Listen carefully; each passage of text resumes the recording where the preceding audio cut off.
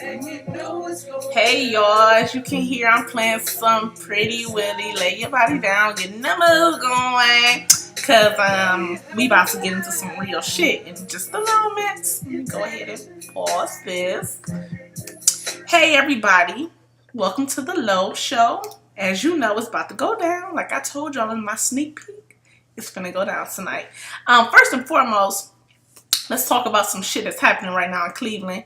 It's like below 5 degrees, 5 degrees below zero type shit going on, and shit's bad. Like schools closed, everything, and it's horrible. Horrible. It's freezing. I ain't been nowhere all day. I ain't got to go nowhere. Everything I work from home. Everything I need is at home. I eat at home. Kids at home. So I'm cool. I ain't got to worry about none of that there, none of that there. You feel me? Good. Want to give a few shouts out to everybody that's been watching the show to subscribe to me. Hey, y'all. Thank you. I appreciate the love and the support. I love it. I love you guys. You guys rock. Okay. Now, let's see what else I want to say. I think that's about it. What's up, y'all? Welcome to the Low Show. It's going down. The very first topic that we're going to address on the Low Show is being submissive 2014. Now, when I say being submissive, I don't mean like being like who's the dominant and who's the submissive and like a master and a slave type shit. No, I mean being submissive as a woman submitting to a man. And the way I see it is, remember back in like our moms' times when they were growing up and stuff, remember how like the man ruled and it was what the man said and the woman just like held her place, stayed in her place and stuff. And I don't agree. And it's probably messing up my chances with somebody who's like digging my ass. I don't agree with being submissive, no. The only time I'm submissive is when we having sex. I mean, I feel like that's when I can really let my guard down.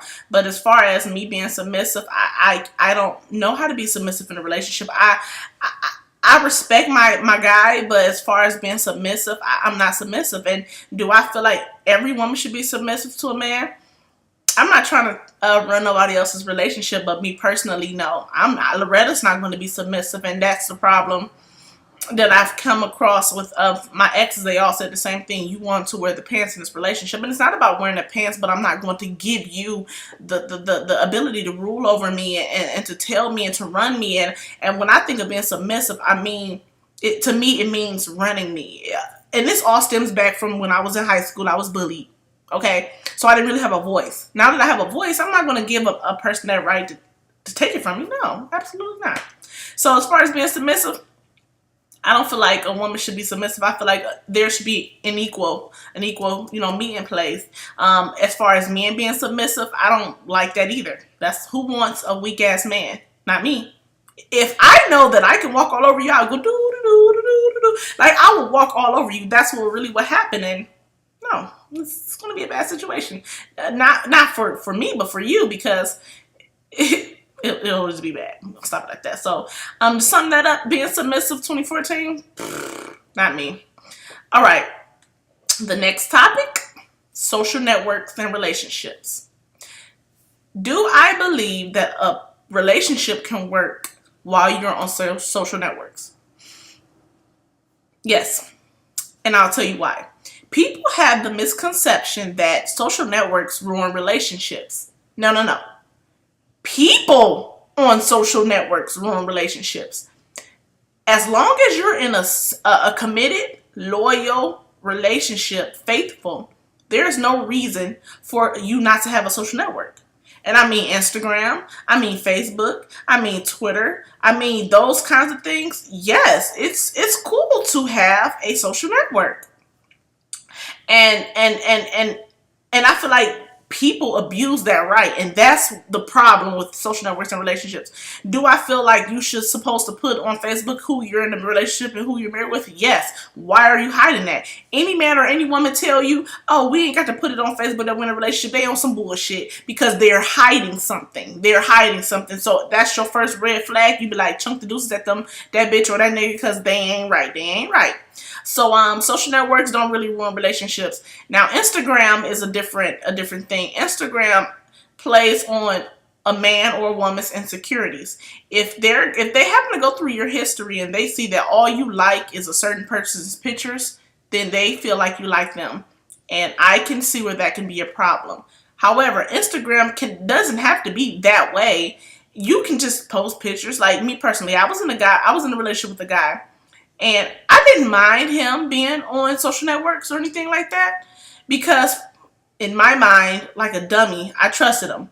But I didn't feel like I needed to micromanage his Facebook, his Instagrams, and things like that. Now, I will admit, I was a little, I want to say, perturbed a little bit because on Instagram only, because when I went through his history, a lot of the pictures that he was liking was people that I was cool with, and he said, oh, I didn't know who this girl was. That's why you communicate. If somebody sends you a following request, like I told him before, like, because you're my guy, you're going to get a whole bunch of people who are my friends or enemies trying to follow you. They want to know who you are and why you chose me.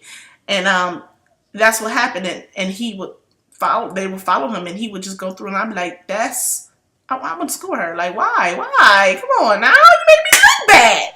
You know what I'm saying? And that's the one thing that guys don't understand. When you are in a relationship with a woman and you're on social networks and you're doing the wrong thing, you are giving people the ups on them. And I always told my ex, like, you should never give no woman the ups on me. I should always be in control of everything. People would love to see me go down in flames, and you doing what you're doing ain't making it no better. You making it easy for me to be ridiculed and talked about. Like, so to sum it up, social networks and relationships, it's okay. That's cool, as long as everybody follows the rules and knows the boundaries of it all. I feel like, should your mate have your password, and yes, me personally, I wouldn't go through your shit unless you gave me a reason to, but I'll give up my passwords. I have nothing to hide, and I feel like anybody who protests to you having their password and stuff like that, don't trust it. That ain't right. Free yourself. Text time love. I really do believe that you niggas are gold diggers. And I'm going to tell you why. Because I have male friends. I have brothers. You know, they were preying on the weak. And the weak, if you're a fat woman, I'm chunky too. You see my arms. You see, I'm fat. I don't care. Boobs. I'm fat. So, anywho, guys will try to prey on you. If they feel like they can get over on you, they'll love you. They'll promise you anything from January through April. You can't give me anything from January through April because I don't want it. I don't believe you. I don't really believe you want me. I don't really believe that you're interested in me. I honestly, I already feel like guys only try to be around me because they're attracted to me and they want to have sex with me. I used to think that everybody was just my friend. Everybody loved me for me. No! In 2014, I understood that guys are just not my friend. And I've friend zoned people without even realize that they wasn't really trying to be my friend in the first goddamn place. You know? Crazy. So, if I don't know you and I haven't been knowing you and we haven't been talking and been messing around or anything like that, I don't trust anything that you say to me from the January through April because you think I'm getting income tax money. But like I said, child support taking my shit. Child support snatched me. They snatching me. Yeah. My son lives with me, but child support's taking it. All right. Another topic that was given to me by one of my girls was ways to spice up the bedroom. Woo! That's one of my favorite topics. Ways to spice up the bedroom. Well, me personally, it depends on who my partner is. I'm the type of person that goes with the flow. Meaning there's been some times I've been in situations where I wasn't entirely satisfied because I wanted to go off of what they like and stuff like that. Not anymore. I'm going to voice exactly what I like and what I want. And the ways to spice up the bedroom, women, ladies, men too, men. If you're not eating the cooch, somebody will start eating the cooch. Women can only go but for so long without that. And if your girl says that she doesn't like it, then maybe that may be true. But if she says, oh, it's okay if you don't do it, she's lying, because we all want somebody to do it. Who doesn't like having their clitoris sucked and licked and gently bit? I mean, who doesn't like it? It feels so good. It's been a while. Yeah, you know, so oral sex is a must. I mean, you have to give that. Try something new. Like, Watch porn together. Trying to find out what kind of stuff they like.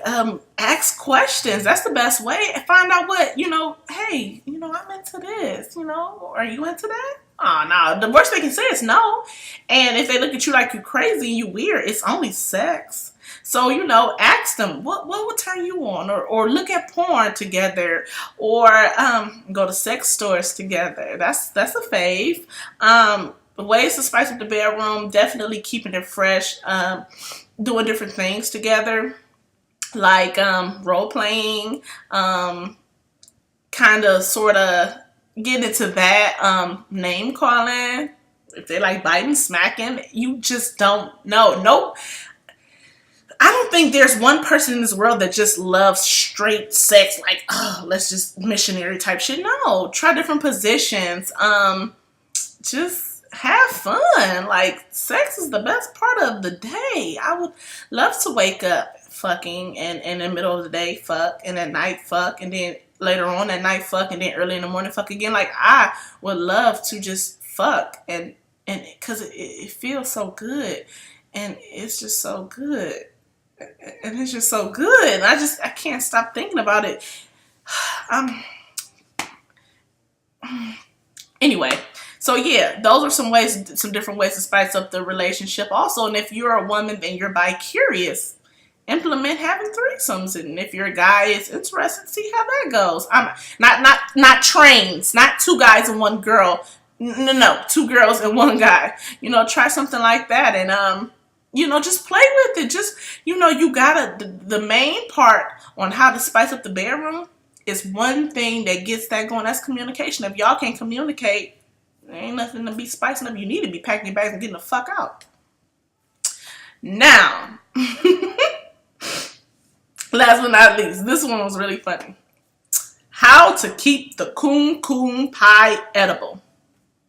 A coon coon is a cooch. It's a pussy. It's a twat. It's a vagina, a cock, whatever you guys call it, a cunt, whatever. How to keep it edible. Well, number one, ladies, in case you haven't noticed, now we're not in the 70s. Afros are not in, so you have to shave. Me personally, I'm not going to be eating no hairy ass coochie. If you guys don't know it by now, I am bisexual. I'm not going to be eating no hairy ass. See a tongue ring? I have a tongue ring. I don't want pubes caught on that. No. So shave and how to keep, and also it has to smell good. Keep your coochie clean. Number one, if you're a woman, you should have wet wipes. You should always have something that you can wipe your coonie with when you're using the bathroom.